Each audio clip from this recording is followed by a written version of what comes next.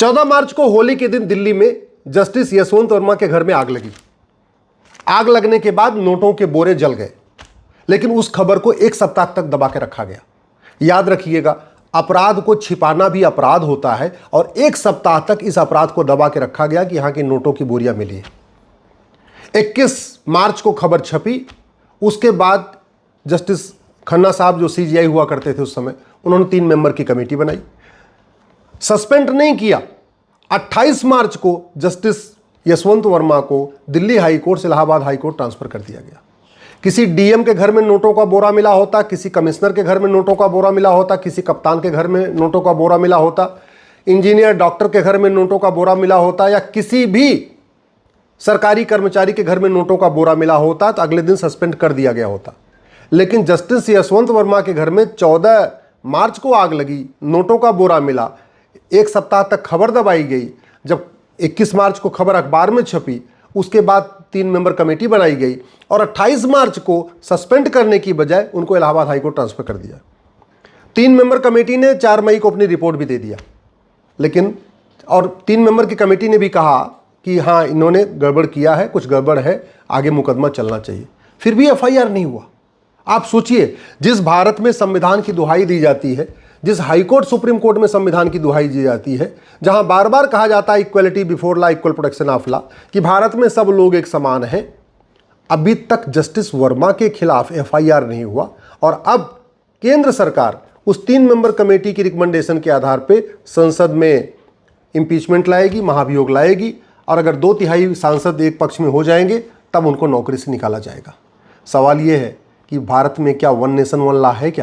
क्या भारत में सब लोग एक समान हैं? क्या जिस तरीके से जस्टिस वर्मा को केवल महाभियोग के जरिए निकाला जा रहा है, कोई क्रिमिनल कार्रवाई नहीं हो रही है, उनको आज तक जेल में नहीं डाला गया, मुझे नहीं लगता कि उनको भविष्य में भी जेल में डाला जाएगा। ये अपने आप में हमारे संविधान के मुंह पे तमाचा है। ये article 14 equality before law, equal protection of law के मुंह पे तमाचा है। ये भारत में एक देश एक विधान नहीं, एक देश 2 विधान चल रहा है।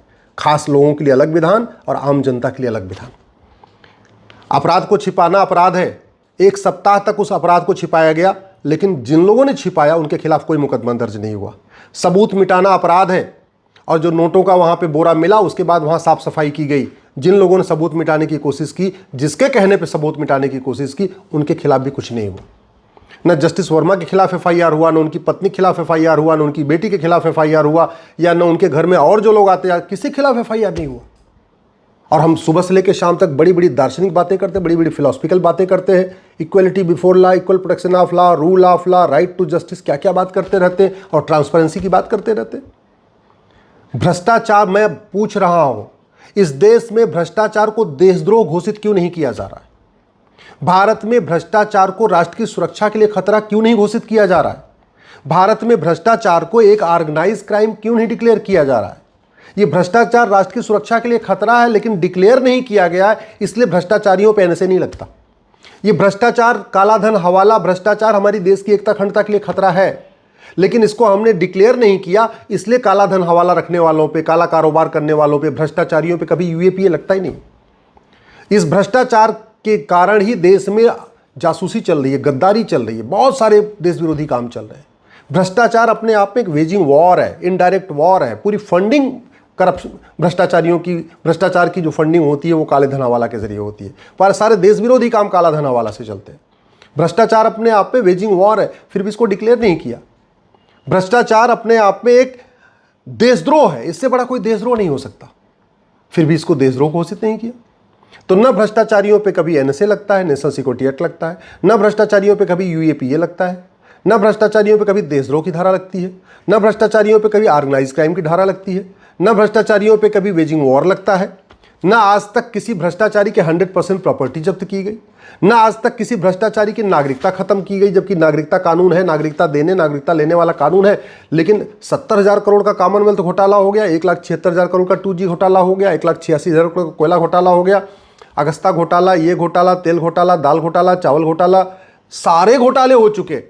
बोफोर्स घोटाला, आज तक किसी भ्रष्टाचारी की 100% प्रॉपर्टी जब्त नहीं हुई, किसी भ्रष्टाचारी को आजीवन कारावास फांसी नहीं हुआ, किसी भ्रष्टाचारी की नागरिकता नहीं खत्म हुई, तो फिर भ्रष्टाचार खत्म कैसे होगा? आज तक हमने झूठ को गंभीर अपराध घोषित नहीं किया। आज तक हमने झूठ पकड़ने के लिए नार्को पॉलीग्राफ ब्रेन मैपिंग कानून नहीं बनाया। इन्हीं भ्रष्टाचारियों को बचाने के लिए ही कानून नहीं बन रहा है, क्योंकि अगर जस्टिस वर्मा का narco polygraph brain mapping test हो जाए, सब पता चल जाएगा।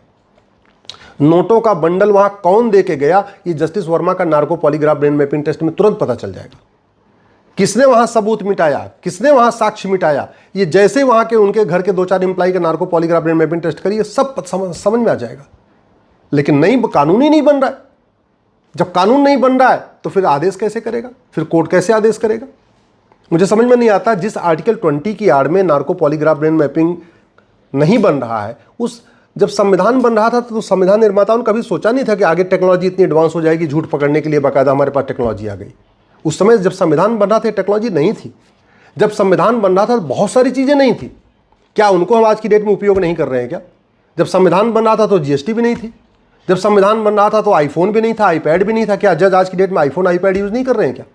जब संविधान बन रहा था तो वर्चुअल हियरिंग की कोई व्यवस्था नहीं थी। आज की डेट में वर्चुअल हियरिंग हो रही कि नहीं हो रही?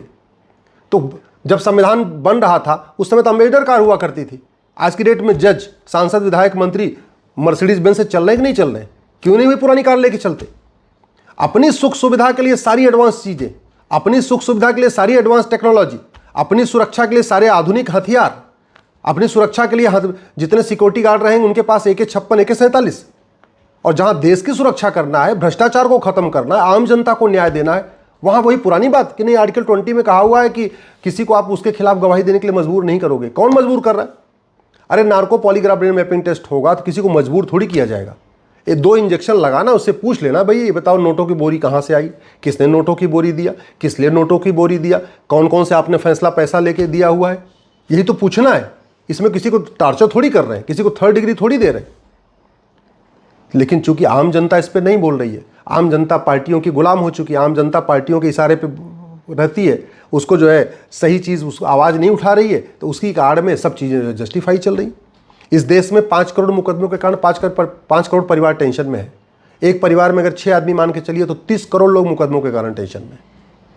फिर भी जस्टिस विद इन ईयर की चर्चा ना सुप्रीम कोर्ट में होती, ना हाई कोर्ट में होती, ना लोकसभा में होती, ना राज्यसभा में होती। आखिर right to justice fundamental right है, तो राइट टू जस्टिस का मतलब जस्टिस विद इन 100 ईयर थोड़ी है, जस्टिस विद इन ईयर होना चाहिए। अगर राइट टू जस्टिस फंडामेंटल रहे तो फंडामेंटल राइट 100 साल में नहीं मिलता, फंडामेंटल राइट तो 6 महीने साल भर में मिलना चाहिए। क्यों नहीं इसके ऊपर चर्चा हो रही? क्यों नहीं हम झूठे शिकायत को गंभीर अपराध घोषित कर रहे हैं? झूठी शिकायतों से हजारों लोग परेशान हैं, झूठी पुलिस की जांच से हजारों लोग परेशान हैं, जजों के जो पैसा लेके झूठा फैसला देते हैं उससे हजारों लोग परेशान हैं। क्यों नहीं झूठी शिकायत, झूठी जांच, झूठे फैसले को हम अपराध घोषित कर रहे हैं? क्यों नहीं हम झूठी गवाही को गंभीर अपराध घोषित कर रहे हैं? फर्जी कागज बना बना के लोग जो है दूसरों की प्रॉपर्टी लिखवा लेते हैं, क्यों हम फर्जी डॉक्यूमेंटेशन को सीरियस क्राइम डिक्लेयर नहीं कर रहे? क्यों हम फर्जी आधार, फर्जी राशन कार्ड, फर्जी ड्राइविंग लाइसेंस, फर्जी वसीयत, फर्जी विरासत, फर्जी वोटर आईडी, फर्जी बर्थ सर्टिफिकेट, फर्जी पासपोर्ट को सीरियस क्राइम डिक्लेयर क्यों नहीं कर रहे? इस देश में अगर जुडिशियल सिस्टम अच्छा हो जाए, कानून का खौफ पैदा हो जाए, जस्टिस विद इन ईयर हो जाए, आधी 50% समस्या खत्म हो जाएगी। मैं गारंटी के साथ कहता हूं, कानून कठोर हो और 6 महीने के अंदर सजा मिलना शुरू हो जाए, 1 साल के अंदर सजा मिलना शुरू हो जाए, घूसखोरी, कमीशनखोरी, दलाली, कटमनी, तोलाबाजी बंद हो जाएगी। कानून कठोर हो और 6-6 महीने के अंदर सजा मिलना शुरू हो जाए, नशा तस्करी, मानव तस्करी, सोना तस्करी, ये सब खत्म हो जाएगी। कानून कठोर हो और 6 महीने के अंदर सजा मिल जाए, ये आतंकवाद, नक्सलवाद, जिहाद, मजहबी उन्माद, धर्मांतरण, घुसपैठ, ये खत्म हो जाएगा। केवल भारत में सब कुछ इसलिए चल रहा है क्योंकि हमारी पुलिस व्यवस्था गुलामी की चल रही है, हमारी प्रशासनिक व्यवस्था गुलामी की चल रही है, हमारी न्यायिक व्यवस्था गुलामी की चल रही है। लोग दूसरों की जमीन पे कब्जा कर लेते हैं क्योंकि उनको पता उनका कुछ नहीं होगा, सामने वाला बेचारा 50 साल मुकदमा लड़ेगा। लोग मर रहे हैं, तड़प रहे हैं, फर्जी लोग आके जो है फर्जी डॉक्यूमेंट बना बना के टॉर्चर कर रहे हैं, लोग आत्महत्या कर रहे हैं। जितने लोग आतंकवाद के शिकार होते हैं, जितनी बहन बेटियों का सिंदूर आतंकवादी उजाड़ते हैं, उससे ज्यादा सिंदूर तो इस घटिया कानून के कारण उजड़ रहा है।